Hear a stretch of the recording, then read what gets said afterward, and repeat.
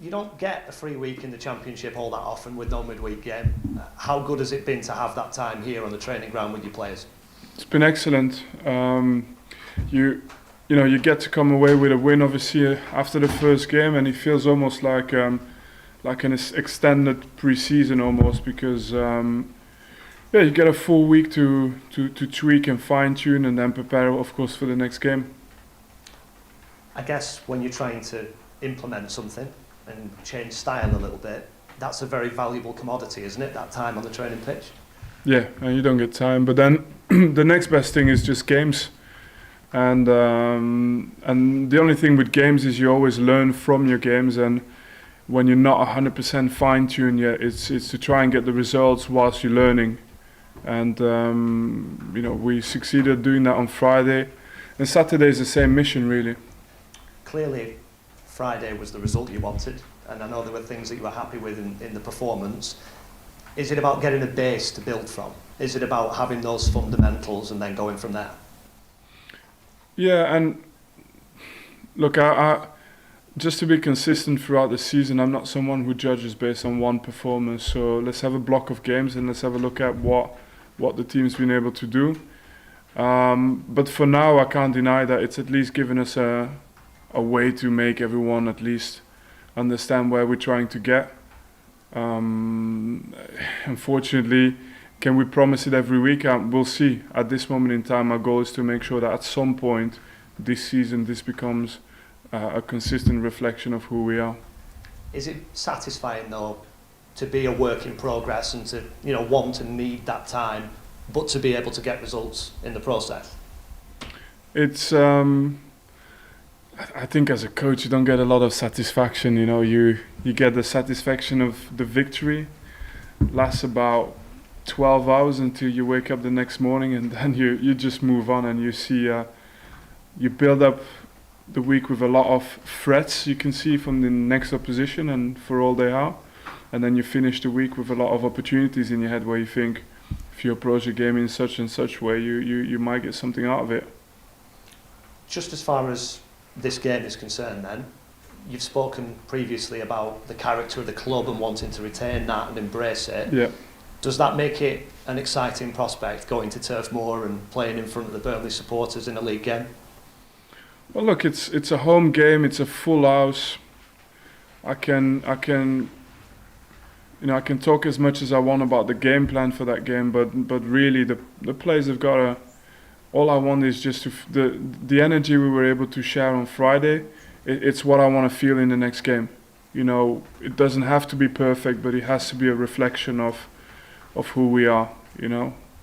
My main concern is that for Saturday. Make sure that there's plenty of energy in the team and that they go for it. Can that energy come from the supporters? Can it come from the stands sometimes? My experience in English football is that it's always mutual. If the players don't turn up, the fans are usually a little bit more quiet. And when the game's going and when the players are putting in challenges and going hard, then you can see, you get some of the best atmospheres around it. And I think that's what I expect as well from Turf Moor on Saturday. It will happen, but I think together. From your experience of playing in England and obviously now managing, do you expect it to be different playing at home in terms of the challenges you'll face? Teams perhaps less open? I don't think we're quite there yet. We'll see. I don't know. I've spent a lot of time watching the next opponent. I think they have a way of playing that they won't change necessarily because they come to Turf Moor. But as the season progresses, I think you say you have to earn that right for teams to sit deep and say, hold on, we're not going to take it. You have to earn that right, and we're nowhere near it at the moment. We just got to keep going. What strengths do Luton present? What challenges do they present? Is a team with a lot of athleticism, who manages to play on their strengths really well. That's been the key success. You can see there's a lot of clarity in what they do. What they do, they're really good at, and that's the threat. And then, like every game, when a team is, when you face a certain opposition, you always look for where the opportunities lie for your team as well. We talked about the week on the training pitch and not having a game in the week. I'm sure at the same time there are things going on behind the scenes on recruitment and stuff like that. How satisfied are you with where you are squad-wise at this point? No, look, I just said it.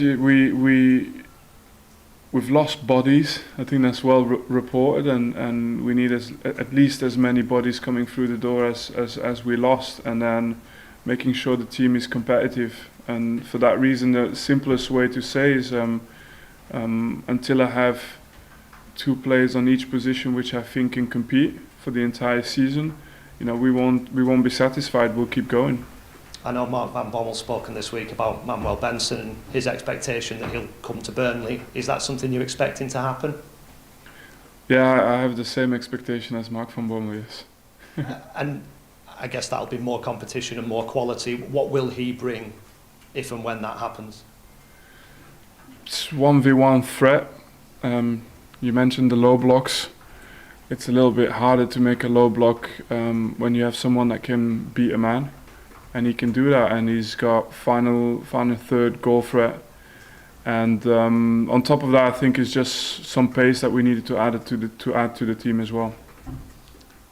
How many plates are spinning at once in this transfer market? How many things are going on simultaneously? Yeah, more plays than you can count. So, but in a way, it was the challenge. It is the challenge. And plates are spinning, but we're staying calm, and we just keep nudging, and that's it. Does that appeal to you, the idea of managing in every sense of the word lots of different elements rather than just I've never known anything different. This one day maybe another side of management will open up to me, but this is what I've known so far. So. 15 in, 15 out, 15 in, and mostly a deal with it type of attitude, I know you'll get asked endlessly about the departures. Obviously, Dwight McNeil went after you spoke to us before the game last week. Cornet continues to be spoken about. I know your attitude to it is it's a fact of life. Do you just have to see what the squad is going into each game and take one at a time? Especially these type of players, players like Dwight McNeil, Maxwell Cornet, Nathan Collins, Nick Pope, Ben Mee, these type of players, you have to accept straight away that you cannot replace them. If you're looking for their replacements, you won't find it. So to keep the team competitive and really, I said the word team, you've got to put that at the forefront and see who will match which other players that we have in the team, and then believe that the team will come out the strongest. So we're not trying to replace or feel sorry for ourselves. We're trying to form a new team with new guys that can develop into being their own the main, in their own way, the main players for the club. And just on Cornet, do you work on the basis that he won't be involved unless you get to the window and he hasn't gone?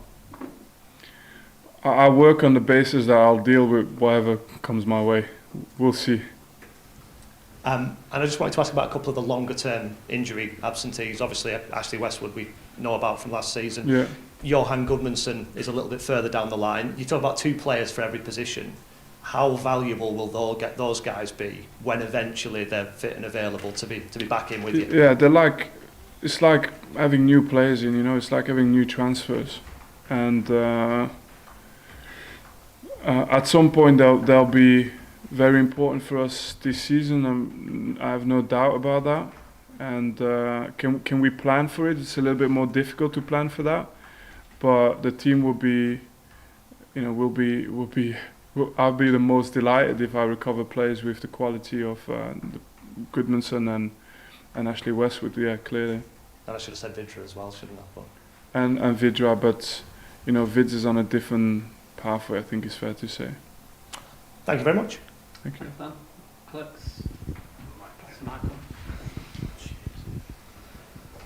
Hi Vincent, just Hello. following on from that on the injury situation, Jay Rodriguez wasn't involved at Huddersfield? Is he fit and available this weekend? Is starting to train again, so but we'll see. We won't take any risk if we don't think he's ready for the weekend.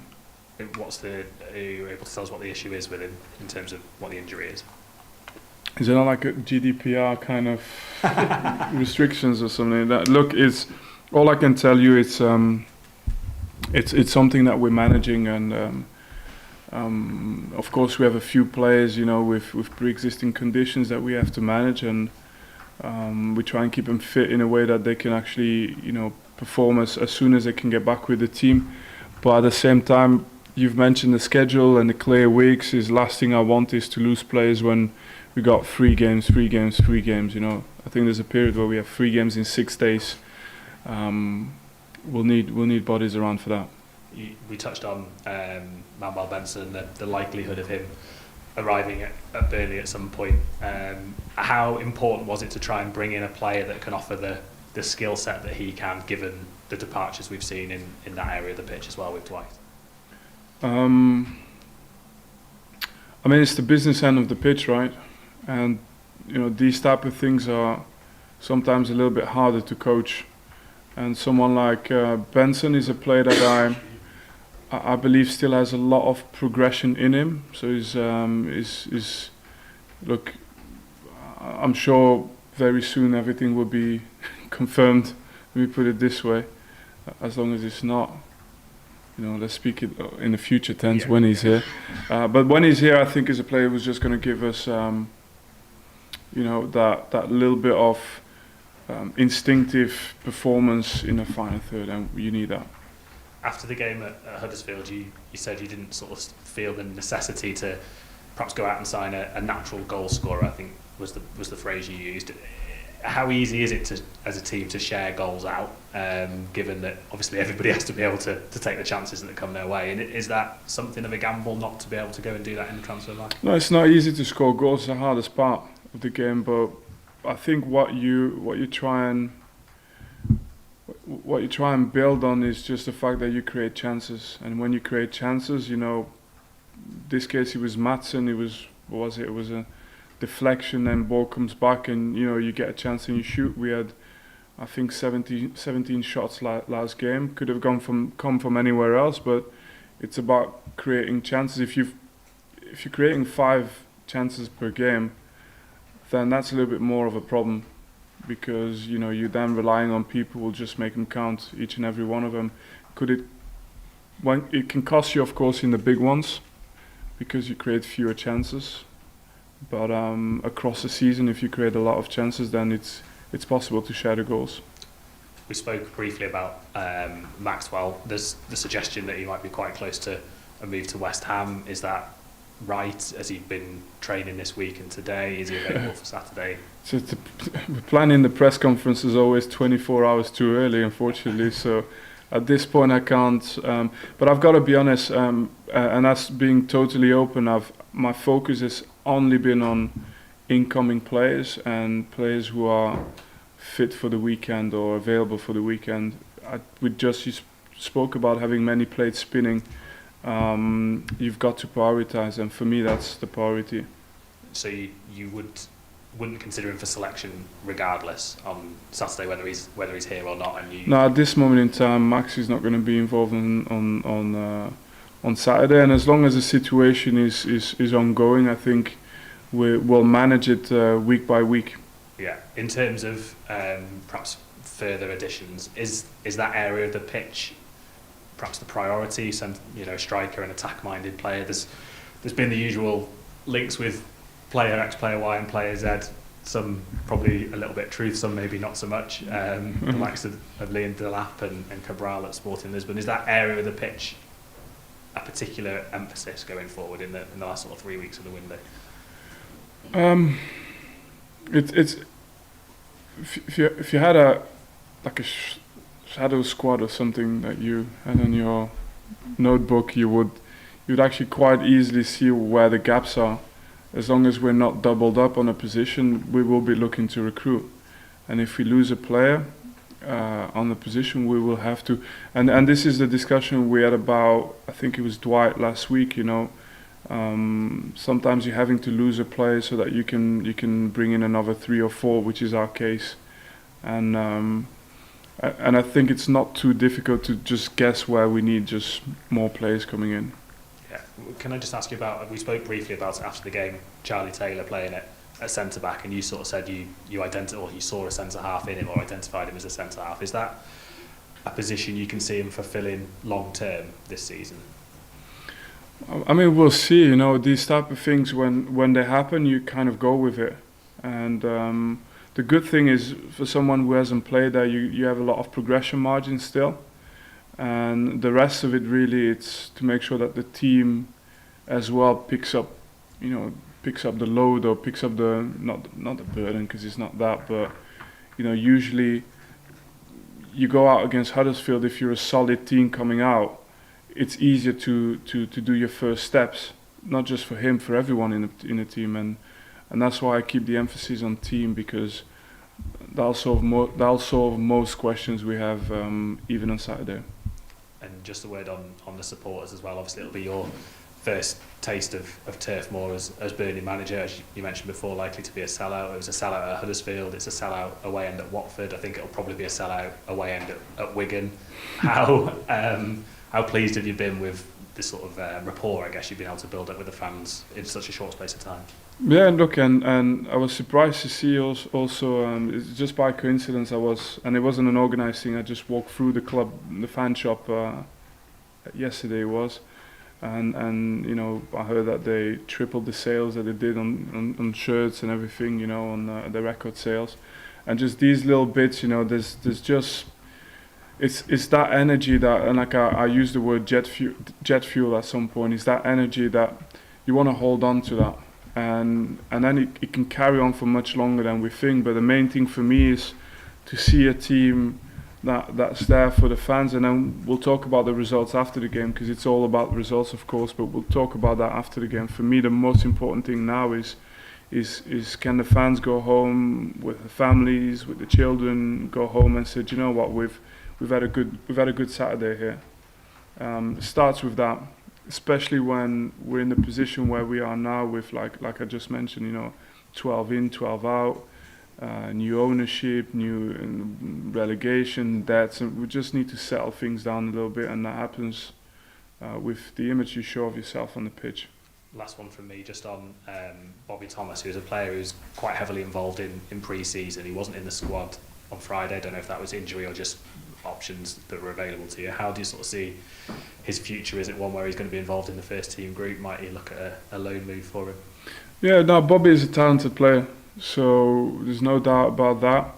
Unfortunately, I think he's been having to stay around the squad without getting much game time for a while, and he's a player that probably is ready now to have some game time, and at some point he'll go out for on loan somewhere. But first, make sure that we get the right club for him, and then get a year of football under his belt. Lovely. Thanks very much. All the best for the weekend. That ends broadcast section.